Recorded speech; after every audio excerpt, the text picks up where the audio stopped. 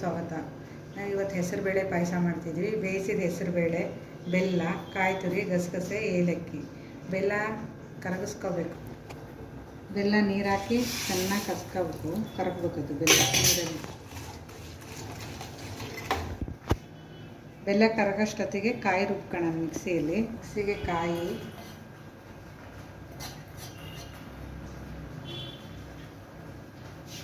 ಗಸಗಸೆ, ಏಲಕ್ಕಿ ಹಾಕಿ ರುಬ್ಬಬೇಕು. ಮಿಕ್ಸಿ ಮಾಡಬೇಕು. ಕಾಯಿ ರುಬ್ಬಾಗಿದೆ, ಅದನ್ನು ಹೆಸರುಬೇಳೆ ಬೇಯಿಸಿಟ್ಟಿದ್ದಕ್ಕೆ ಮಿಕ್ಸ್ ಮಾಡ್ತೀವಿ. ಬೆಲ್ಲನೂ ಕರಗಿದೆ, ಅದನ್ನು ಹೆಸರುಬೇಳೆಗೆ ಮಿಕ್ಸ್ ಮಾಡಿ ಕುದಿಸಿ ದ್ರಾಕ್ಷಿ ಗೋಡಂಬಿ ಎಲ್ಲ ಹುರಿದಾಕ್ಬೇಕು. ಕಾಯಿ ಹಾಕ್ತಿದ್ದೀನಿ ಹೆಸರುಬೇಳೆಗೆ ಬೇಯಿಸಿಟ್ಟಿದ್ದಕ್ಕೆ.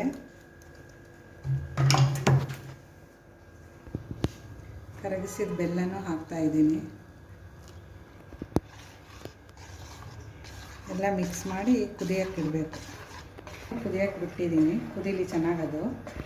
ಹೆಸರುಬೇಳೆ ಪಾಯಸಕ್ಕೆ ತುಪ್ಪ,